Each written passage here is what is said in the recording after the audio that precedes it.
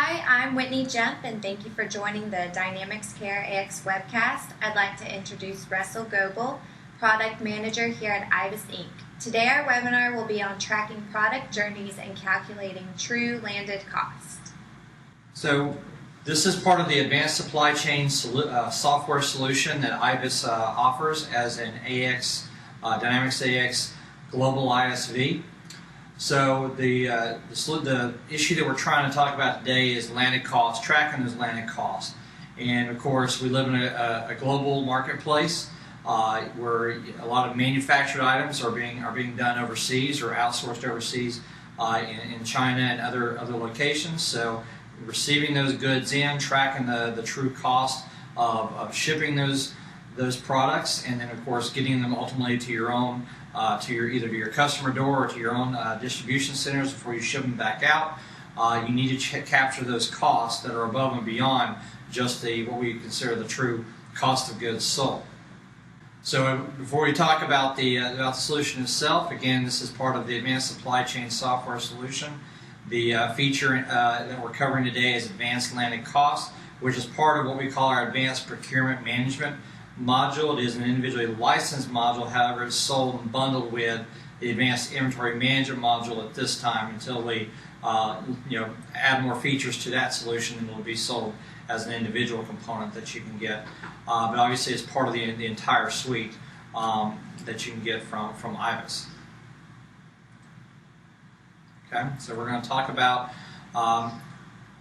why did we create this module. So there's three primary limitations with Dynamics AX where it comes to tracking landed costs. You can't capture the cost at an inbound shipment level, primarily when you're wanting to spread those costs across multiple purchase orders. That's really, you can obviously apply the cost to individual purchase orders, but you kind of got to figure out that allocation and that subdividing of those costs, kind of offline before you put them into AX. That's one limitation we're trying to overcome. The other is there's no limitation to the purchase orders you have to create for your third-party vendors, such as the freight company. And then finally, you want to be able to take those costs, roll them in, those additional landed costs, roll those into your item costs, or at least have visibility into the impact that they have on your item cost above and beyond just the purchase price that you paid to your vendor and suppliers. So those are the limitations that we're trying to overcome. One thing I should note that we're not trying to do with this solution, we're not trying to be a transportation management system, even a poor man's version of that. We're not doing any on-the-water inventory tracking. We do keep track of information like the port, the vessel, container information, and of course the tracking number. But that's all really metadata strictly for the tracking information, and not anything to do with tracking the inventory as it moves from port to port. So when we talk about processing the landed costs with our solution, you're going to create a journey. A journey is our inbound shipment record. You can then, once you capture those costs, either through the manual input that I'll do in the demonstration, or if you have an interface to another system that brings in that shipment information, those would go into your journey record.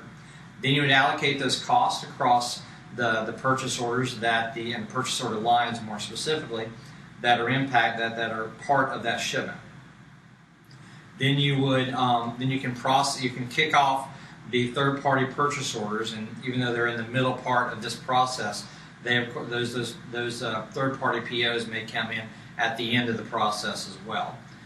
Then you're going to invoice your purchase orders. You can reconcile any adjustments, and then ultimately we want to roll those costs into or calculate them at the item level, and then you can decide if you want to roll those in to the true item cost at the appropriate time. So when we talk about the setup and configuration, we're using the AX procurement categories as kind of our nexus for hooking everything together. So you'll have a procurement category for your individual landed cost options. You'll associate a vendor with that procurement category just like you can do in the standard product.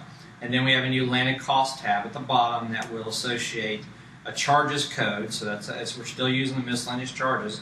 that will show up on your purchase orders. We're associating them with a cost group that you generally associate with costing sheets and the the cost group roll up and cost bucketing functionality that's in AX. And then we're going to associate those with a service item. Service item is just simply there to be the item that you transact in with your third-party POs. Then once that is configured and set up, then you will process a journey and allocate the cost.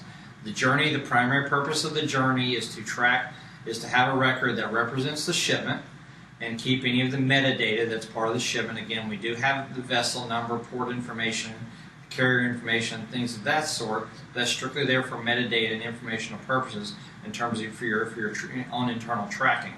And then we do keep track of harmonized codes as well at the item level. But ultimately, what you want to put into the journey is you want to put in your item numbers, the quantities that are that are part of the shipment, any of the container information if you need to keep track of that, and then ultimately what the purchase order line that is going to be tied to. And then what you're going to do is you're going to allocate those charges to the you're going to input the charges at the journey level. So this is really the whole shipment charges will be maintained at the journey level, and then you will allocate those charges across the PO lines. Functionally, it's very similar to the allocation that you do today in a standard purchase order when you put in header level charges and allocate them to the lines. Same concept, except that what we really care about is the charges being maintained at the journey or shipment level, and then allocating those specifically to the lines that are part of that shipment. Then ultimately, we have a periodic job that we run called called cost update. It runs an average, what we call an average landed cost calculation. We have a new price type called average landed cost that will create a cost version that you're accustomed to in standard AX. And what's nice about it is you will have the cost cost group roll up information, so you can see the componentized pieces of your price. In the screenshot you see there, the top line, of course, is the purchase price you paid to the vendor. Then you have your freight costs, your insurance costs if they were broken out separately, and then you still have the overheads if you're using the overhead functionality, or indirect costs as we call them in Dynamics AX. If you're still using that as part of your costing sheet, those will also show up in the cost roll-up by cost group. So again, this cost can be calculated based on the miscellaneous charges from all your POs for a period of time.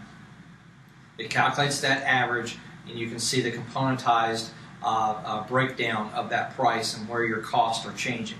And then if you want to, we have an option on the item master to take that number and automatically roll that over to your base item cost. But of course, the question of whether or not you're going to do that is going to be highly dependent on your costing methodology. Okay? So now we're going to go into the demonstration. And let me share out my screen. All right. So we are in Dynamics AX. This is actually the CU7 version of R2. We currently have our R3 release currently in development, slated for release this summer. There are things with the new transportation system.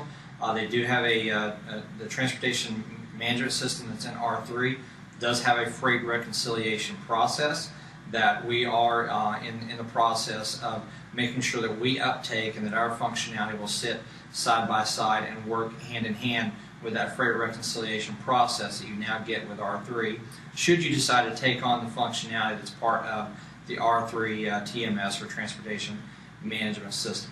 But ultimately, at the end of the day, with advanced supply chain software, on whether it's on R2 or R3, we can capture the cost at an inbound shipment level. We can then automate the creation of third-party purchase orders, and then ultimately roll those costs into your item costs and have visibility of your cost changes that are being driven by increases in freight and insurance and broker fees and custom fees and whatnot, as opposed to getting gouged potentially by your vendors. Okay, so now we are in the procurement management module, and I'm going to actually kind of go through the process first, and then we'll go back and peek at how we set up the functionality. So I am in purchase orders, common forms. I'm going to go to the all journeys form. I'm going to create a new journey record. Okay. Now the tracking number, we can use a number sequence that creates that, but really the intent is to actually use the tracking number you get from your shipping company. So my departure date's today. I'm going to say it arrives tomorrow.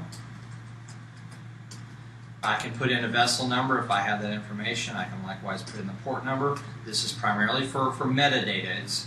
There's not a lot of functionality dependent on that, other than the fact that we can capture it and you can track it back to your shipment. All right, my trip status is in a planned state. This is something I can manually update if I need to be able to filter this out if it's shipments that are in planned versus a complete state.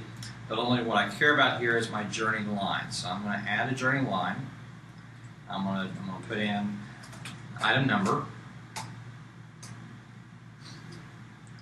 And I'm going to add purchase orders to it. Actually, I want to create the purchase orders. Sorry about that. And create my purchase orders very quickly. I'm going to create 2 different purchase orders for one item. So I'm going to use the rain projectors.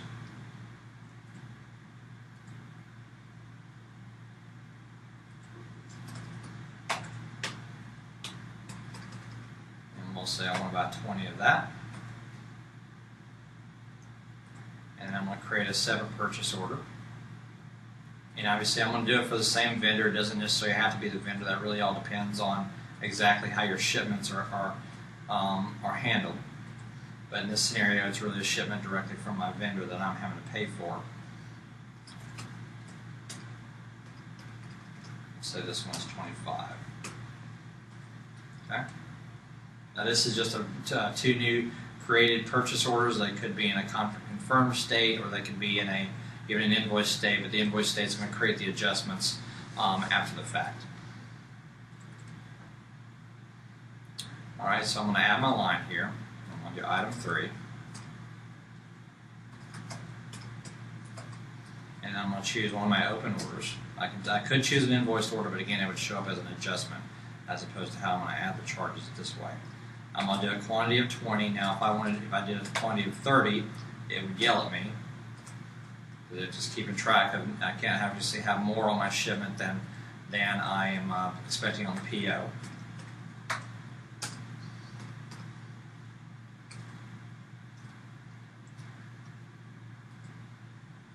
Oops, it's 20. All right, and I'm going to do the same item again. This time I want to pick up a different purchase order. So again, that's one of the key limitations we're trying to overcome, is that we cannot track these costs at in standard AX. Getting the cost across purchase orders is not something you can do very easily. All right, so now I've created this. Now I'm going to input my charges. Now again, I'm manually inputting my charges if I have some sort of interface to my freight company. I can be getting this through an interface or what we call it as an AIF service in AX. So I'm going to say this costs $110 because I guess it's kind of heavy stuff. I'm going to automatically create my purchase orders. My miscellaneous my category I care about is freight, and then that's going to default in again that product that I'm going to be transacting in, which in this case is a service product. The cost group that is tied to the procurement category, and of course the vendor account, which represents my freight company, which in this one I've aptly named Big Freight. Okay, so I've got my cost. Obviously I can add more than one cost there if I have those. But then what I really care about doing at this point is I want to allocate my charges. So very similar to how I allocate the charges at the purchase order level, I can allocate them based on either the net amount or the quantity or the per line. I'm going to do quantity, so it's basically going to be a weighted average, based on the quantity of each individual line. So I'm going to allocate those costs. Because I said automatically create the purchase order for my third-party vendor, it's going to pop up this screen. Because it's the same vendor, I'm going to combine for the same vendor and click that checkbox. And you'll see that the allocated costs are kind of roughly on the same ratio of the 20 and 25 that we would expect. Okay, and then I've got a PO that's been created. From this point, the PO is now just a standard purchase order. It's for a service item that is for that freight company. But the miscellaneous charge is actually still going to tie back to this journey. And I can process that as I normally would any other purchase order. So now that that's been done, let's take a look at the purchase order line itself. So I'm looking at the purchase order line. I'm going to go to Financials, Maintain Charges, and you'll see now that we've applied that charge that came from the journey and was allocated based on the quantity that was on the shipment for this particular line. So this value has now been put over to the PO. The miscellaneous charge is there, just like you would expect in standard AX. We're not reinventing the wheel here. We're just really creating a different interface and a better way to allocate those charges based on the shipment instead of based on kind of an arbitrary concept that's on the from PO to PO. So we do keep track of the landed cost information at the charge level. So we see my landed cost information from my procurement category setup, as well as the tie back to the journey record. So I can see that this came back from a particular shipment. So I have that full linkage and traceability back to my shipment. Okay, and then likewise I can see the same thing on the other purchase order. If we go to that purchase order line, so again these are two different purchase orders. I look at maintain charges, and you'll see that I have that charge there as well. Okay.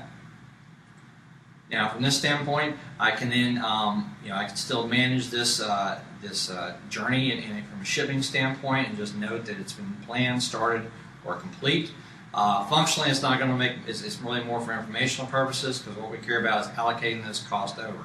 If I do have to make a change at this point, though, I could then reallocate them, and the adjustment would be made accordingly. Or if the invoice was the purchase order had been invoiced, then it would create a standard adjustment like you would expect when you're adjusting a miscellaneous charge. Okay, so now I'm going to go into the all purchase order screen. I'm going to select my two purchase orders that I just created for this product. I'm going to confirm both orders. So they've been confirmed, and now I'm going to receive them.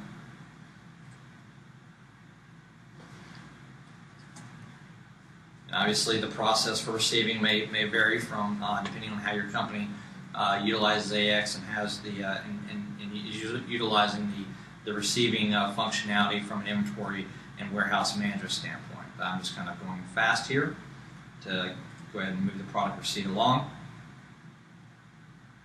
So now my product has been received, and now what I wish to do is I need to invoice it. So I'm going to invoice it.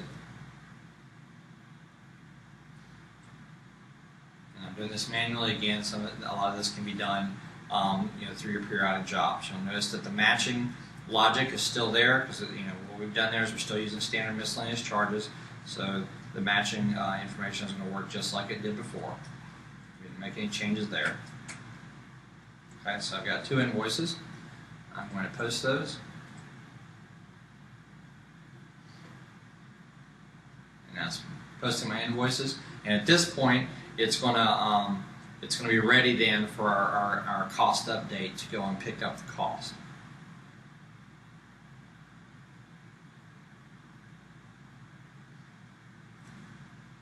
All right, so the two orders have now been invoiced. So now I'm going to go over into Product Information Management. I'm going to go to Cost Update.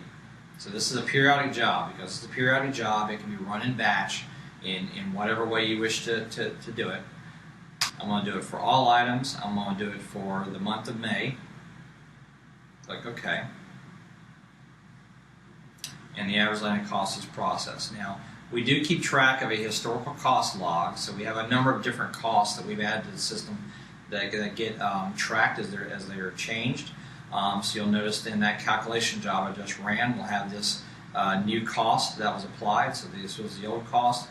Now I have the new cost based on the additional purchase orders that have come in. And then if I look at the item master itself, edit, I look at my manage cost tab, and then we've added the average landed cost, so we do keep track of that average landed cost number. We do have some pricing logic that's part of another module that we have as part of Advanced Supply Chain called Advanced Revenue Management that has some additional abilities to build up to a sales price based on your cost. One of those costs can be your average landed cost. So if you have a set number of margins that you add on top of that, we can keep track of that. And as those costs change, those sales prices will change accordingly without you having to redo your sales prices. That's one of the things that's one of the consumers, if you will, of this functionality. But ultimately, what you care about from a costing standpoint is we'll see the average landed cost here, and then if we look at our cost versions, we'll see that the costing version that was created. So of course I got one for site 1 here, that's picking up the purchase orders I have. And I have my cost roll up by cost group, and this is where I can see the cost breakdown. So I'll know that my freight cost, or my cost group that was tied to my freight, cost was is coming in at $2.21 per unit, and then that's my purchase price. And then I still am using the overheads from my costing sheet. That's obviously optional because sometimes the overheads are meant to capture the same information. So it's up to you on which one if you're going to use both or in combination, or use one in place of the other. But again, the key idea here is that we applied landed cost, the actual landed cost, based on my invoices. We've invoiced those purchase orders. We've generated our PO for our freight vendor, or it could have come in automatically through an electronic interface. And then I can process that purchase order as I would any other purchase order. But also, ultimately, I'm going to, over a period of time, in this case, I did it on a monthly average. I can calculate all my purchase orders and my landed costs as they have been changed over that period of time, and then I have true visibility into the impact that I'm going to see each time I get a new costing version. And then if I wanted to have this cost roll into my item cost, then I could have had this average landed cost checkbox checked, and my cost price would have updated based on my average landed cost. Again, that's going to be highly dependent on your costing methodology. It's probably most applicable to standard costing.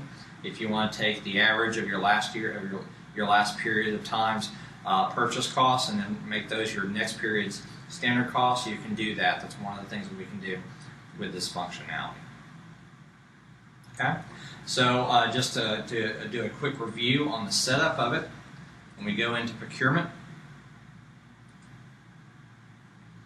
we have procurement categories, and I've added a landed cost node to the procurement categories, and then I have 2 different sub-nodes for freight, 1 for insurance. So if I look at freight, I'll see that it's a landed cost procurement category. That's what kind of enables the rest of the functionality. You look at my vendor. I have my vendor that I've associated with it. Now I can have more than one vendor here, but I'm only obviously going to have one preferred vendor, and that's going to be the default vendor. But then I can change it before I create the official purchase orders.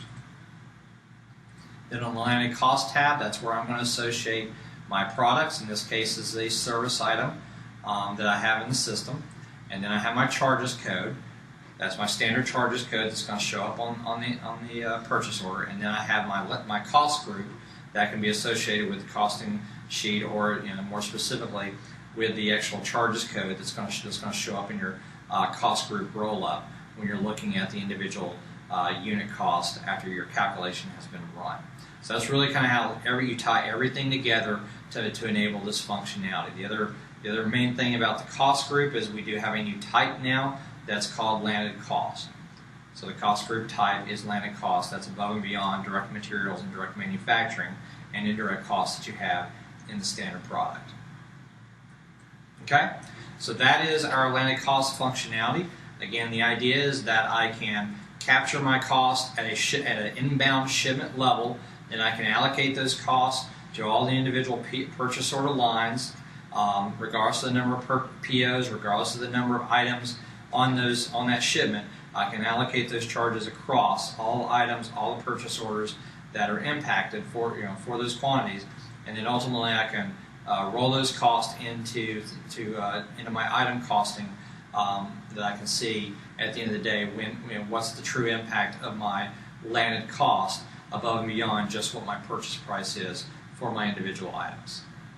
Okay, so that concludes my part of this webinar.